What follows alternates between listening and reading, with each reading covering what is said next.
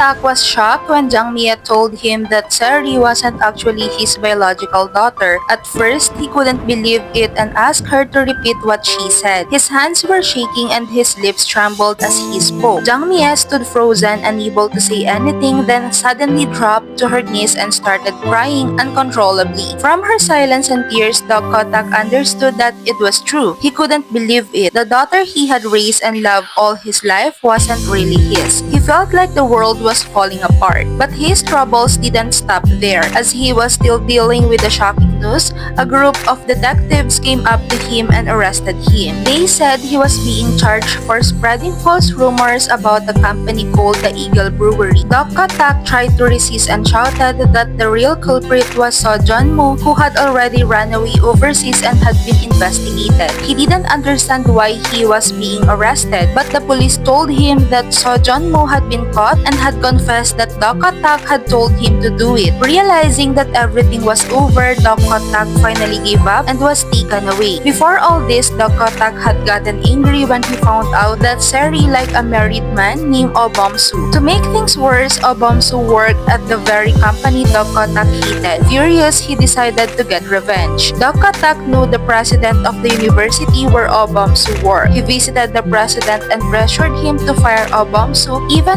threatening to spread damaging rumors. O Jang Su was fired, and although he accepted it quietly, he felt deeply sorry for Seri. O Jang Su blamed himself for the situation, thinking that his unclear actions had caused everything. He guessed that someone like Dong Seok could do even worse things. He decided to use the time to be with his daughter Han-i and took her on a quiet trip. Meanwhile, Seri found out about the firing and was filled with guilt and sadness. She had never imagined things would go this far. She tried to contact O Jang Su, but his phone was off. She asked O Jang Su for his address and drove to his house, but he was already gone on the trip with Han-i. Seri wandered the streets searching for him, growing more and more tired. She stopped at a crosswalk and, mistaking a child on the other side for Han-i, began walking even though the light was red. Just then, a car hit her and she collapsed on the street. At the same time, O Jang Su, who was far away with Han-i, turned on his phone and saw dozens of missed calls and messages. When he read about Seri's accident,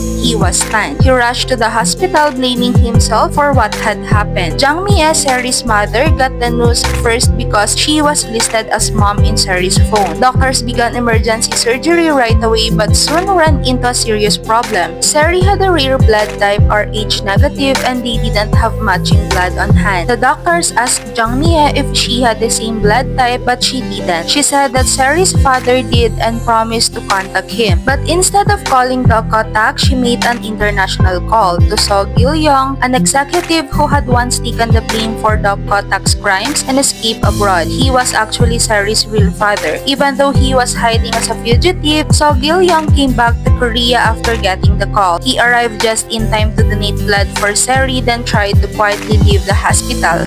'Cause you are beautiful, a beautiful stranger.